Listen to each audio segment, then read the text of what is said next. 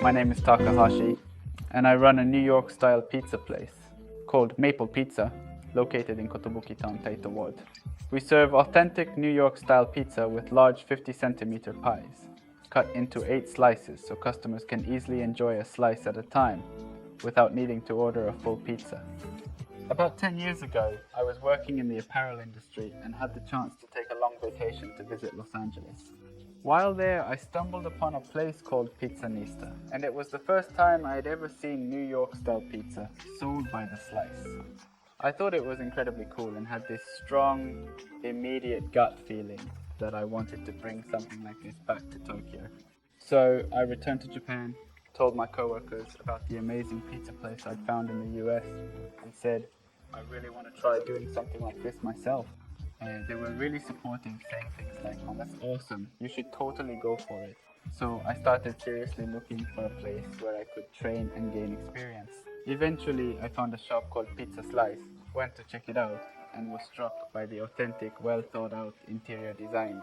It felt like a perfect fit, and I immediately thought, this is the place for me. So I quickly submitted my resume and was lucky enough to get an interview.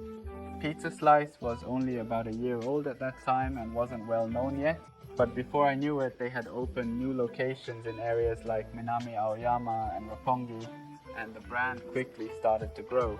During that period, I learned a lot about the essentials of creating a successful and inviting shop environment. After spending 8 years training and honing my skills at Pizza Slice, COVID-19 hit, causing the shop to close temporarily for about a month. During that downtime, I took the opportunity to deeply reflect on what I truly wanted to achieve and realized that my dream was to open my own shop. That's when I finally decided to go independent and began searching for the perfect location. My wife grew up in Asakusa, so after we got married and started living in this area, I came to love walking around places like Kuramai and Asakusa. The atmosphere in East Tokyo feels very calming, and I thought it would be great to maintain my routine of skateboarding on my days off or visiting Ueno, so I started looking for properties around here. When I was in second grade, my father opened a pizza place called Maple on an empty lot in front of our family home. He ran it briefly, but the name always stayed with me.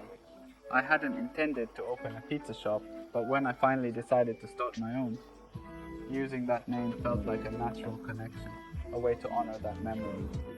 Originally, it was just Maple, but I added pizza to make it Maple Pizza, a simple, meaningful name.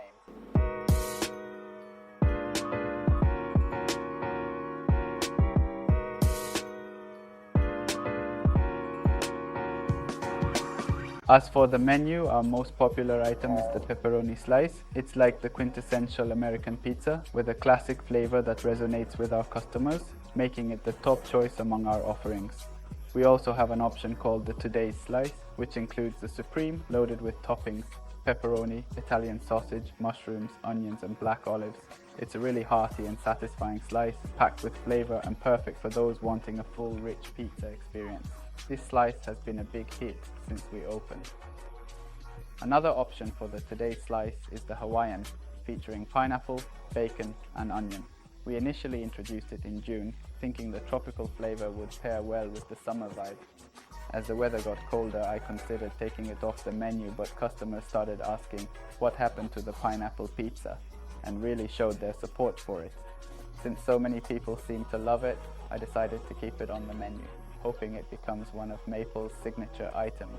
It's a pizza I genuinely hope everyone has a chance to try and enjoy. On our side menu we have garlic knots.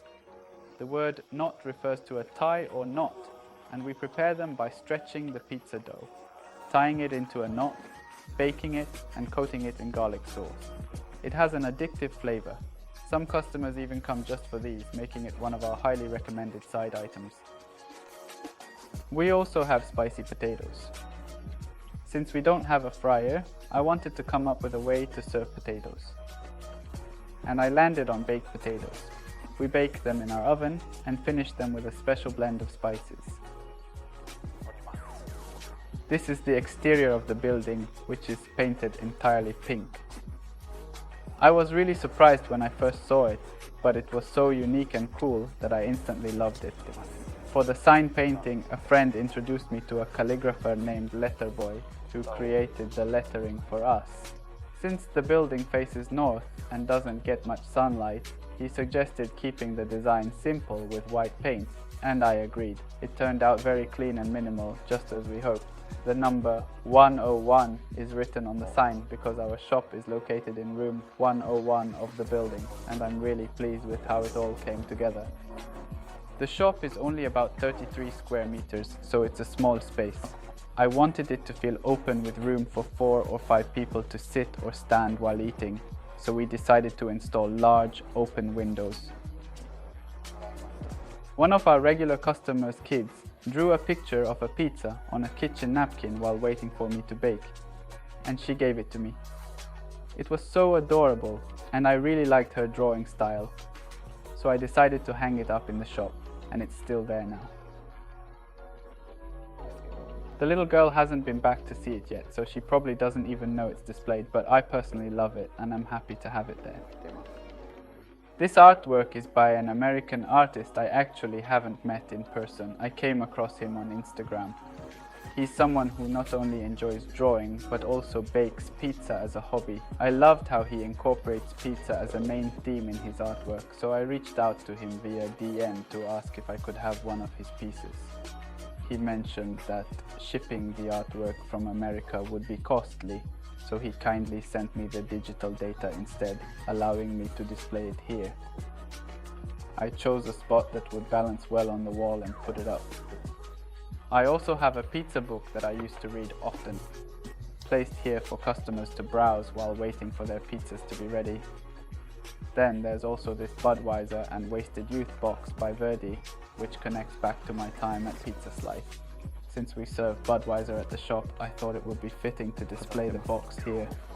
This photo captures the neon sign from the pizza place my father used to run, with Maple written across it. When I happened to visit my parents, the building was still standing, and though the sign usually isn't lit, it was glowing that day by chance. That's when I decided to take this photo. Then there's the Supreme bottle opener. I like to have customers grab a drink from the fridge and open it themselves. It gives a bit of an old-fashioned candy shop vibe, so I encourage them to open the bottle themselves and enjoy the experience. The reason I added it is that when I was visiting America, I stayed at the hotel and bought a bottle of beer. I didn't have an opener, so I asked the front desk and they said, just hook it on the dresser knob in your room to open it. That memory stuck with me, so I decided to add this opener here. It's a nice personal touch. Near the counter, there's a spot where customers can see a bit of the kitchen. I've put up a sign as a joke that says, Employee of the Month. It's only me and one part-time girl working here, so it's kind of funny to have this up. The idea actually comes from Eddie Murphy's movie Coming to America, where he works in a McDonald's-like fast food place called McDowell's. There's a scene like this in the movie, and I thought it would be fun if customers noticed it, found it amusing, and maybe even shared a laugh. So I put it up here.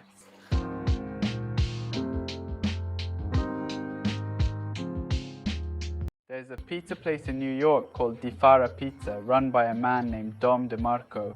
He kept his shop open and running until he was 85 years old. When I first learned about him, I thought it was incredibly cool. There's something so admirable about dedicating oneself to a craft for that long. I aspire to be that kind of person as well. Although the road ahead is long and challenging, I want to keep thinking about what it takes to sustain my own shop for the long haul and strive to achieve that. Without the love and support of this community, I doubt I could last here for the long term. That's why I'm always thinking about how to create a pizza place that everyone feels welcome in. A shop that the locals can genuinely cherish. I hope to keep going forward with this vision, earning the community's trust and affection along the way.